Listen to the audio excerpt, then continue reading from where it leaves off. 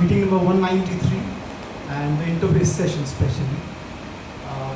Very warm welcome to all the new guests who have come and our special guest Dr. Vaibhav for sparing their valuable time. Just a brief about what we are going to discuss today. The detailed introduction of Dr. Vaibhav has been already given by ma'am, and I'll briefly touch upon what's special about Ayurveda. See, this country, Bharat never fails to surprise me. This country happens to be using 80% of the population. It uses Ayurveda, and India and Nepal, they are supposed to be the founders of this science. It dates back to 2nd millennium BC. So Dhanvantari, Lord Dhanvantari ji, he used to be the physician of all the gods, and this science dates back to that era.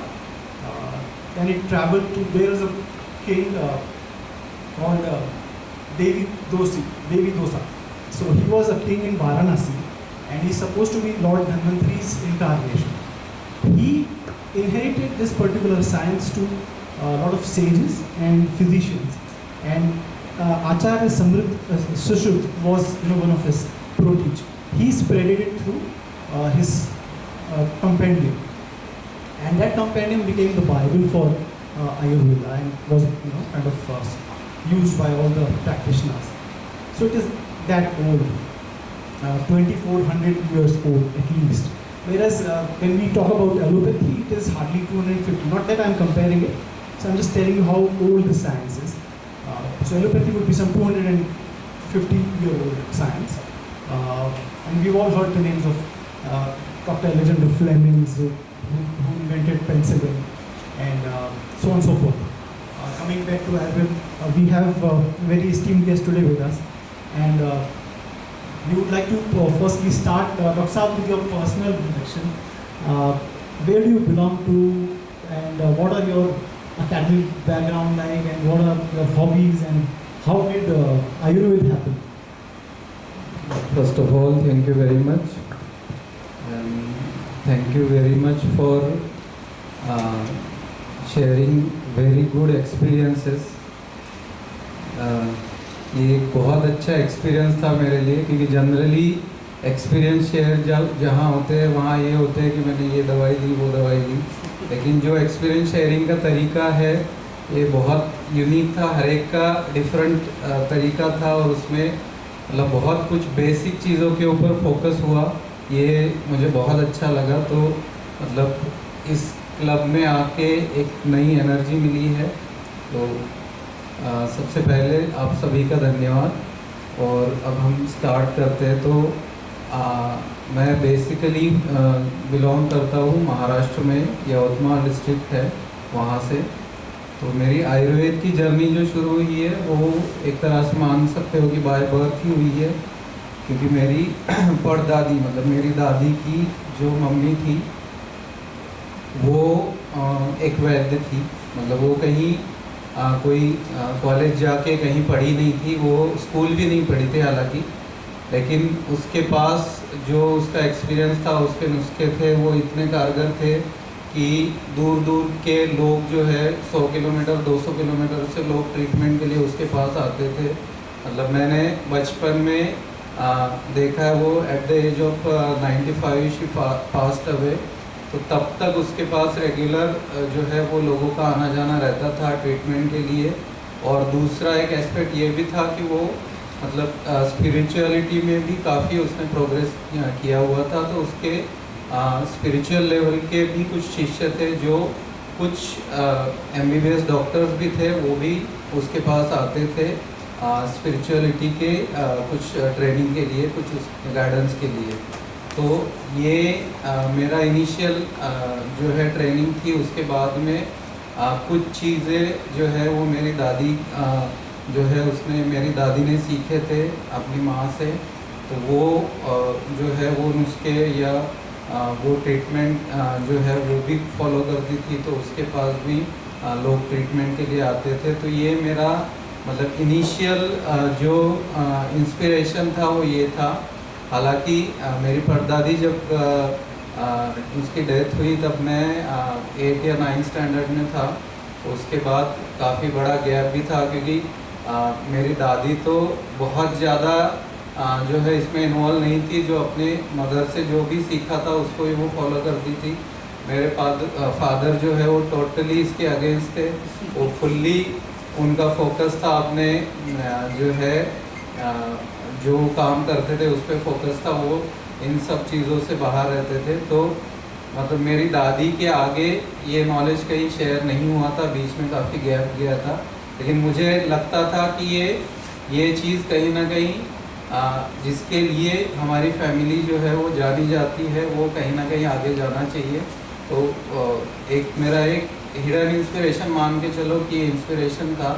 उसके बाद में फिर मेरा admission हुआ, graduation हुआ, और ये एक बोलते हैं कि कुछ चीज़ें गॉड गिफ्टेड होती है।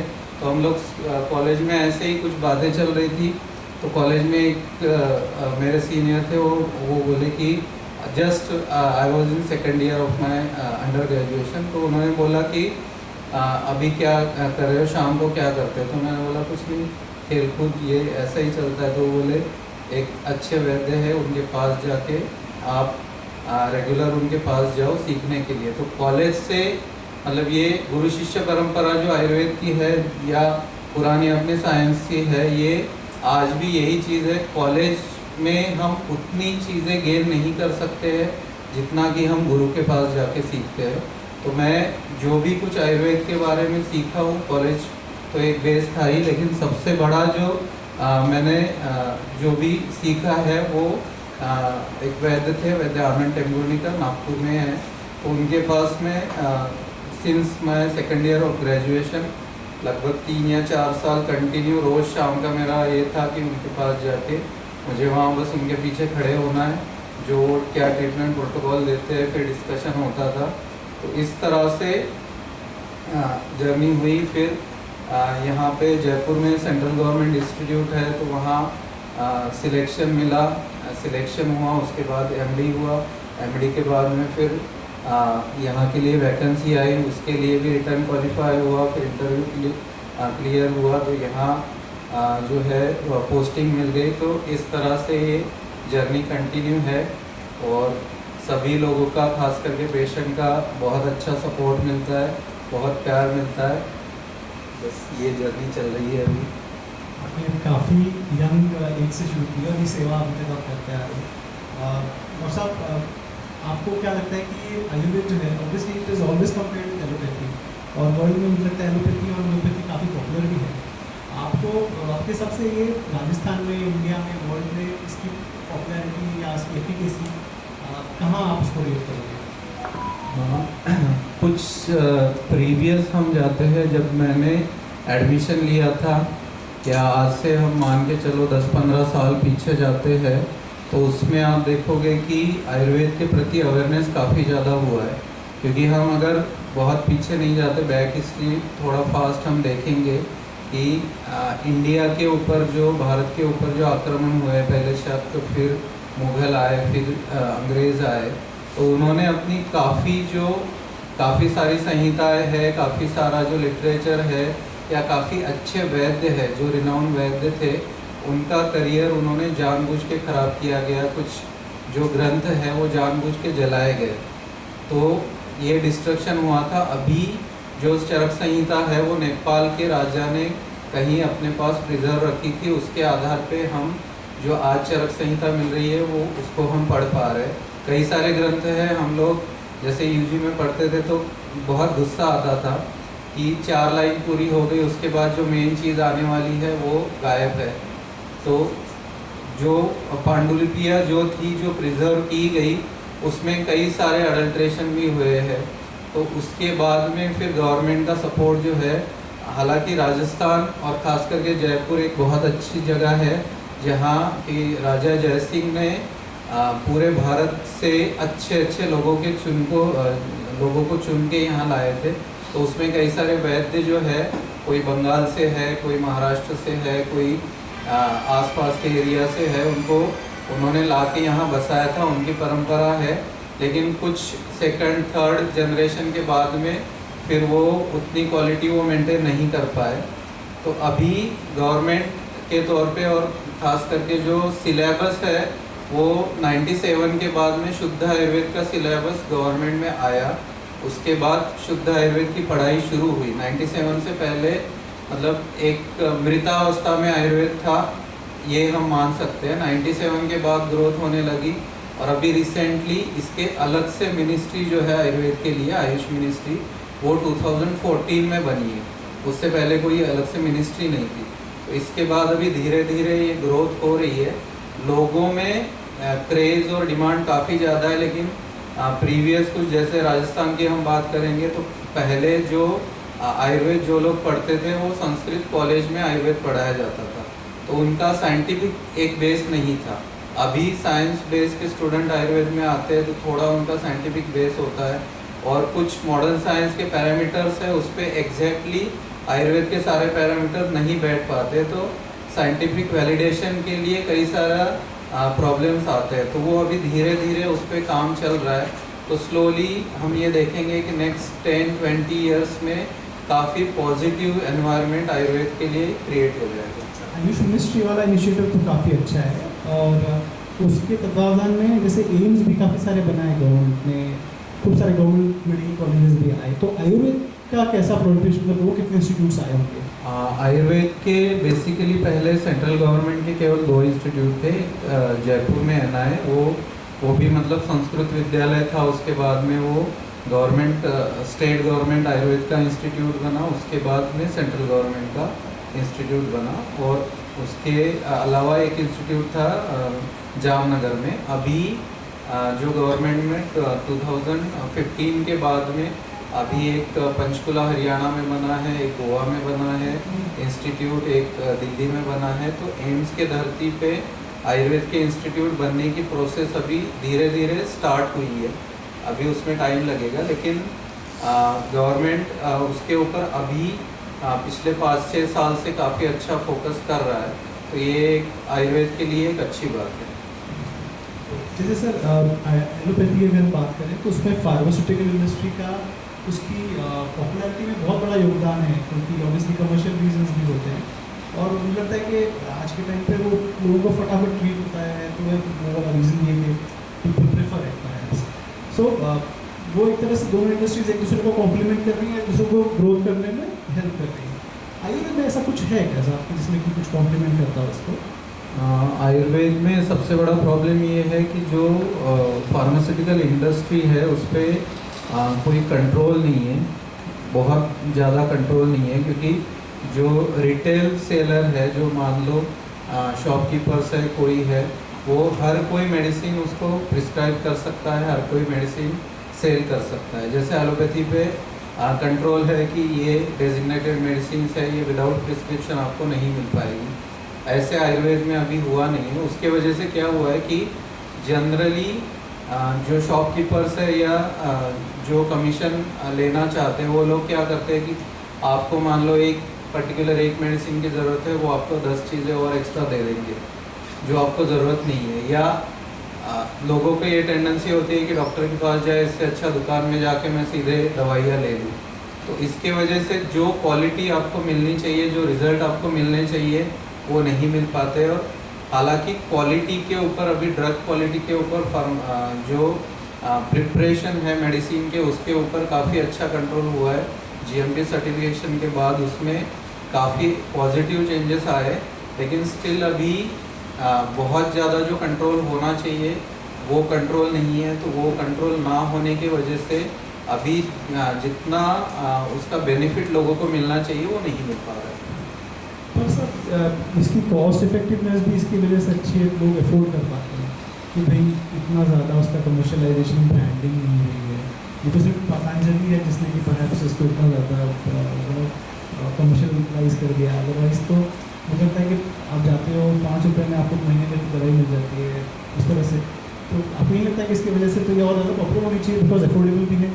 एक्चुअली जितना ज़्यादा कमर्शलाइजेशन होगा या कमर्शलाइजेशन से भी ज़्यादा जितना पॉपुलैरिटी बढ़ेगी उतना अफोर्डेबिलिटी बढ़ेगी। अभी क्या होता है कि मतलब एक लोगों में एक धारणा है कि आयुर्वेद की दवाई लेते हैं तो इतनी महंगी पड़ेगी, क्योंकि अभी जो भी रिटेलर है वो ये कोशिश करता है या कोई भी आप XYZ चेन मान के चलो जो जिनके पास मेडिसिन भी है और जो अभी आयुर्वेद के डॉक्टर्स को हायर करते हैं, तो उनका ये फोकस होता है कि ये आपको इतना टारगेट अचीव करना है, इतनी मेडिसिन आपको सेल करनी है, ठीक है। तो ये सबसे मतलब ये एक तरह के मान के चलो कि लोगों के लिए ये ख़राब है। जितना उस पर कंट्रोल बढ़ेगा, अपने आप जो है कॉस्ट बेनिफिट उसका लोगों को मिलने लगेगा। और आयुर्वेद मतलब मेडिसिन नहीं है। आयुर्वेद, जैसे मैडम ने बहुत अच्छा कहा था कि ये लाइफस्टाइल है, और उसमें केवल आहार विहार पथ्य परिवर्तन इतना करने से ही काफ़ी अच्छे परिवर्तन आते हैं, ठीक है। बहुत कम ऐसी मेडिसिन होती है जो लोगों को देने की ज़रूरत होती है। कुछ वैद्य आज ऐसे भी है जो महीने की जो मेडिसिन खुद वो बना के देते हैं। महीने की मेडिसिन 700 रुपये 800 रुपये में वो पूरा महीने की मेडिसिन दे देते हैं। वही अगर आप शॉप में जाओगे तो आप 1 वीक के लिए मेडिसिन लेंगे कोई, तो वो 1000-1500 रुपये की आपको बना के दे देगा। तो ये डिपेंड होता है कॉस्ट इफेक्टिवनेस, वो देने वाला कैसा है, उसकी क्या धारणा है। वो अगर मान लो उसमें बेनिफिट लेना चाह रहा है तो कॉस्ट इफेक्टिवनेस नहीं आएगा। हम लोग सर ये सुनते हैं कि बॉडी के अंदर टॉक्सिन्स जो है उसकी वजह से काफ़ी बीमारियाँ होती हैं। तो ये जो टॉक्सिन्स होते हैं सर, ये किन रीज़न से होते हैं और इनका क्या प्रभाव होता है, उनको हम कैसे डील कर सकते हैं अपनी रोज़मर्रा की ज़िंदगी में? जो टॉक्सिन्स है, सबसे पहले हमने जो भगवद गीता का श्लोक सुना था उसमें सत्व रजतम की बात आई थी। तो ऐसे ही आयुर्वेद में 3 दोष बोले गए हैं, वात पित्त और कफ। तो ये एक शरीर बनाने के लिए, शरीर के कंस्ट्रक्शन में भी उसका रोल होता है, शरीर और मन दोनों के। और वैसे ही जो हम आहार लेते हैं, जो भी चीज़ हम अंदर लेते हैं, उसके अलग अलग प्रोडक्ट बनते हैं। जैसे धातुएं जो बोली जाती है, 7 धातुएं बनती है। तो वो धातु बनते समय जो भी हम खाते हैं उसके 2 पार्ट बनते हैं। एक सार पार्ट मतलब जो शरीर के लिए अच्छा होता है, जो पोषण देगा, और एक किट्ट पार्ट मतलब उसका मल बनता है। तो ये जो हम खाएंगे उसमें अगर आपका डाइजेस्टिव सिस्टम अगर अच्छा नहीं है तो उसका मल पार्ट ज़्यादा बनेगा, ठीक है। तो एक तो ये इम्पैक्ट होता है। फिर कुछ सीजनल चेंजेस होते हैं उसमें, जैसे नवरात्रि का सीज़न होता है, दोनों नवरात्रि हम मान के चलते हैं। एक जो अभी जो चैत्र में नवरात्र आते हैं उसे वसंत ऋतु बोलते हैं। तो उस समय नेचुरली कफ जो है शरीर में ज़्यादा बनता है। तो खाने से भी कफ बन रहा है, बाहर एनवायरनमेंट है उसका इफेक्ट है, उससे भी ज़्यादा बन रहा है। और अगर हम मान लो कोई कफ बढ़ाने वाली चीज़ ही खा रहा है तो अल्टीमेटली वो कफ ज़्यादा बनेगा। तो ये तीनों चीज़ें अगर इसका कॉम्बिनेशन ऐसा होता है कि वो शरीर में बन रहा है, लेकिन वो कम होने के लिए हम कुछ नहीं कर रहे। वो कम होने के लिए क्या है, दोषों को कम करने के लिए व्यायाम बोला हुआ है। व्यायाम सबसे अच्छा तरीका है।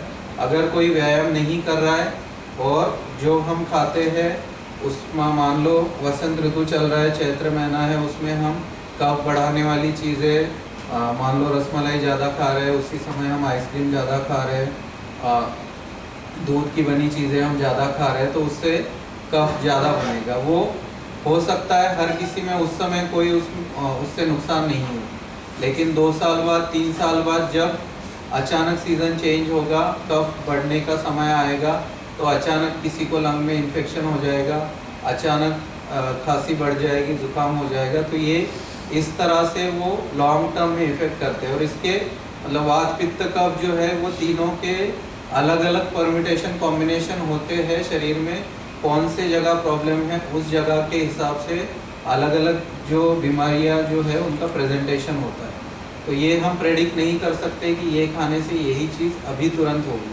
वो कब होगा, वो अपनी अपनी इनहेरिटेड इम्यूनिटी जो है, अपनी जो प्रकृति है, जैसे मान लो किसी की कफ प्रकृति है, उसके शरीर में वो कफ वाली चीज़ें ज़्यादा ले रहा है तो उसको प्रॉब्लम जल्दी होगा। किसी की वात प्रकृति है, वो कफ वाली चीज़ें ले रहा है तो उसकी प्रकृति उसे सबसाइड करेगी, उसके लिए वो कंपैरेटिवली अच्छा रहेगा। तो यही लोगों में धारणा होती है कि मैं तो 4 ग्लास मिल्क शेक पी लेता हूँ, मुझे कुछ नहीं होता, आपको 1 ग्लास लेने में क्यों दिक्कत होती है। तो एक दिक्कत होने का कारण है दोनों की प्रकृति अलग है। इस एक पर्टिकुलर व्यक्ति को इससे नुकसान होगा, दूसरे को हो सकता है उससे फ़ायदा होगा। तो ये हमें तय करना होता है प्रकृति के हिसाब से हमारे लिए सुटेबल क्या है, ठीक है। तो टॉक्सिन जो है तो इस तरह से ये धीरे धीरे स्लोली एक्यूमुलेटेड होते हैं दोष, जो बैलेंस है दोषों का इक्विलिब्रियम है वो डिस्टर्ब होता रहता है, और वो लॉन्ग टर्म के लिए डिस्टर्ब रहे तो फिर जाके क्रॉनिक जो डिसीजेस है वो डेवलप होने लगते हैं। सर मैं एज एन इंडिविजुअल ये जानने की कोशिश करूँ कि मैं मेरे में क्या मार्क करता हूँ, अपनी क्या चीज़ें डोमिनेंट है, उसकी वजह से क्या इशूज होते हैं, और मैं उसको कैसे जो विरोधाभास होता है उसके हिसाब से किस तरह से मैं अपने आप को बिल्कुल ध्यान रख सकता हूँ। जैसे प्रियंका मैम ने कहा कि आज से शेक्स बंद हैं, तो छोटी सी इंफॉर्मेशन है विच हेल्प्स, ये मैं अपनी लाइफ में कैसे इसको इम्प्लीमेंट कर सकता हूँ?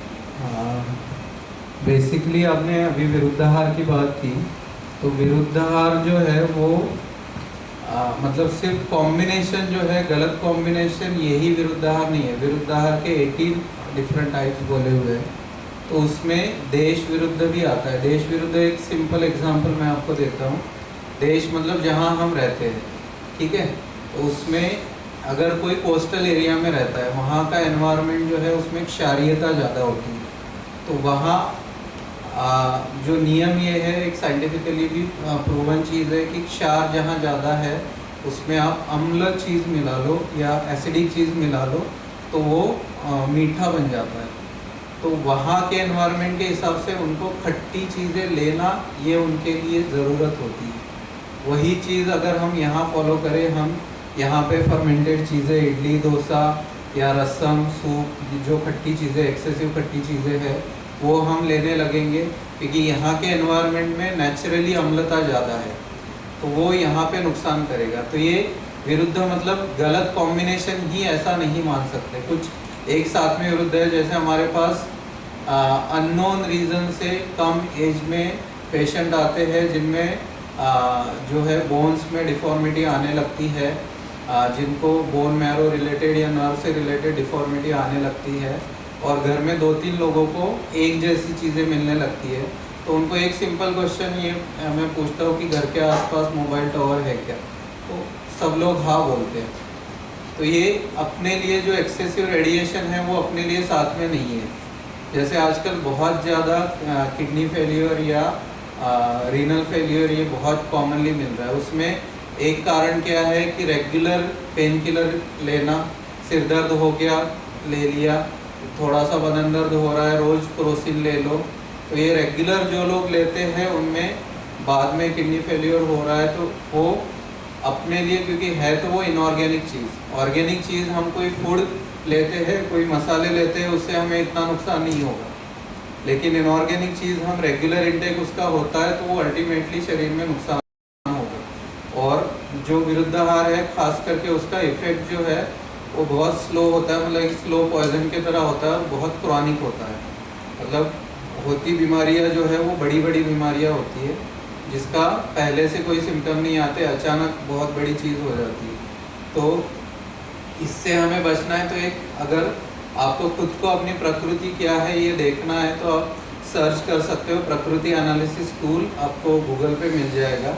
उसमें क्वेश्चनरी होती है कि उसमें पूछा जाएगा कि आपको ये कैसा लगता है, भूख कैसे लगती है, आपके बालों का कलर कौन सा, इस तरह से ये क्वेश्चंस आप फील करोगे तो अपने आप सामने आएगा कि आपके इसमें आपके शरीर में पित्त की प्रधानता है, कफ जो है वो सेकेंडरी है, वात जो है वो बहुत कम है, ऐसा एनालिसिस आपका आ जाएगा। तो ये हर कोई कर सकता है और उसके अकॉर्डिंग आपको फूड में क्या क्या चीज़ें अवॉइड करनी चाहिए, क्या आपको लेनी चाहिए, ये सारी चीज़ें आपको मिल जाएगी। तो आप ये डाल सकते हैं प्रकृति एनालिसिस टूल।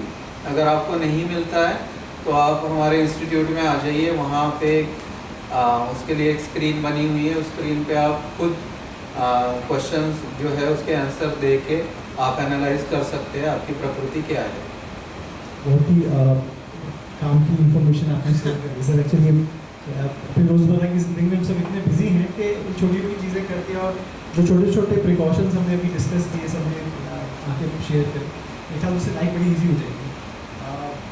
आज sir we come to the end of the discussion. और रैपिड फायर हम आपसे करेंगे जिसमें कि एक वर्ड हम आपको बोलेंगे और आपके दिमाग में क्या शब्द आता है कॉरस्पॉन्डिंग वो आप प्लीज़ बताइएगा।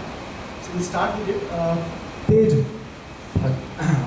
पाचन, आहार, पोषण, वायु, विभाजन, विहार, विहार, हेल्दी लाइफस्टाइल, जल,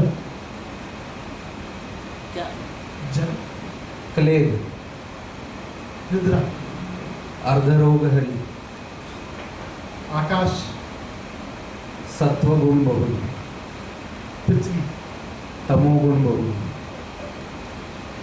thank you so much sir, ये तो बहुत ही आपने कंसाइज बताया। मुझे हमसे एक आखिरी चीज़ और बताइए सर, कौन सी 5 ऐसी बीमारियां सर जो आपको लगता है आयुर्वेद से मोस्ट कॉमनली आयुर्वेद ट्रीट करता है उसको स्पीक से? सबसे पहली जो है वो है chronic lifestyle disease. Lifestyle disease आज का बर्निंग इशू है और आयुर्वेद में ही सबसे अच्छा उसका ट्रीटमेंट आपको, मतलब उसके लिए सॉल्यूशन जो है सबसे अच्छा आयुर्वेद में ही मिलेगा। उसके बाद में है डीजनरेटिव डिसऑर्डर्स, क्योंकि ये अभी लाइफस्टाइल के वजह से ही लाइफस्टाइल का एक साइड प्रोडक्ट हम मान के चले कि डीजनरेशन जो 60 या 70s के में एजिंग के इश्यूज आते थे वो आज 30-35 में आ रहे हैं। तो रीजनरेशन के लिए एलोपैथी डॉक्टर्स यहाँ कोई होंगे तो वो मानेंगे कि एलोपैथी में रीजनरेशन के लिए कुछ नहीं है। वो अगर मान लो सिंपल हम स्पाइनल इंजरी की बात करते हैं या जो स्पाइन सर्वाइकल प्रॉब्लम या लंबर प्रॉब्लम जो भी कॉमन लैंग्वेज में हम बोल सकते हैं इसे, तो इसकी अगर हम बात करते हैं तो उसमें सर्जरी या रिहेबिलिटेशन, इसके अलावा एलोपैथी साइंस में कोई ट्रीटमेंट नहीं है। आयुर्वेद में क्योंकि ये डीजनरेटिव चेंजेस है तो उसको रीजनरेशन करने के लिए कई सारी मेडिसिन है। जो हम आहार लेते हैं वो भी एक बहुत बड़ा आहार का रोल है जो रीजनरेशन कर पाता है। तो इस केस में जो है डीजनरेटिव डिसऑर्डर्स, इसमें बहुत अच्छा रोल है। उसमें खास करके बोन स्पाइन डिसऑर्डर हो गए, उसके बाद न्यूरो डीजनरेटिव डिसऑर्डर हो गए, इसमें आयुर्वेद का बहुत अच्छा योगदान है। और सबसे बड़ा खास करके पंचकर्म का जो हम अगर बात करें तो इनफर्टिलिटी ये अभी बहुत कॉमन इशू हो चुका है, बहुत एक तरह से मान के चलो बर्निंग इशू है, क्योंकि बहुत सारे आपने देखा होगा लास्ट 10 ईयर्स में IVF सेंटर्स बहुत ज़्यादा बढ़ गए हैं। लेकिन IVF सेंटर बढ़ने के बाद भी IVF से भी कंसीव होने के चांसेस बहुत कम होते हैं, क्योंकि हमारा लाइफस्टाइल ऐसी हुई है कि quality of egg, quality of sperms उतने अच्छे नहीं है। तो ये क्वालिटी बढ़ाने के लिए आयुर्वेद और ख़ास करके पंचकर्म हम लोग सजेस्ट करते हैं। बिफोर मैरिज और आफ्टर मैरिज, बिफोर प्लानिंग आप पूरा दोनों का पंचकर्म शरीर शुद्धि हम करते हैं। उसके बाद में मेडिसिन दे के फिर नेचुरल वे में प्रेगनेंसी आगे कैरी करके, और जैसे मैडम ने बहुत अच्छी बात बोली थी कि पोस्ट डिलीवरी जो प्रिकॉशंस लेने होते हैं कि पहले था कि 2 महीने तक सर्द गर्म का ध्यान रखना है, जो पंजीरी है वो खानी है, घी खाना है, ये चीज़ें बंद हो गई। तो उसके वजह से जो है डिलीवरी के साल भर बाद, 2 साल भर बाद बैक एक होना, बोन डेंसिटी कम होना या मेनोपॉजल बहुत ज़्यादा प्रॉब्लम्स बढ़ना, ये सारी चीज़ें आज कॉमन हो गई। हाइपोथायराइडिज्म बहुत कॉमन हो गया है। तो ये सारी चीज़ें अपने आप ही उससे कंट्रोल हो जाती है। और इनमें भी खास करके जो हाइपोथायराइडिज्म है, ऐसी चीज़ों में भी बहुत अच्छा बेनिफिट आयुर्वेद के माध्यम से, पंचकर्म के माध्यम से मिलता है। Thank you so much. ये सारी चीज़ें इस उम्र में आते आते और रियलाइजेशन होते हैं कि आगे जाकर के हमको कन्फ्रंट करनी पड़ेगी। और अल्जाइमर्स में दिमाग में आता है, जो आप डीजनरेटिव डिजीज़ बोल रहे थे, बहुत कॉमनली स्प्रेड हो रहा है। सो आपने सब सिंपल साधारण शब्दों में इतने अच्छे से हमको आज डीमिस्टिफाई किया आयुर्वेद के बारे में। Thank you so much sir, bottom of my heart sir. Thank you for sparing time for us sir. Thank you.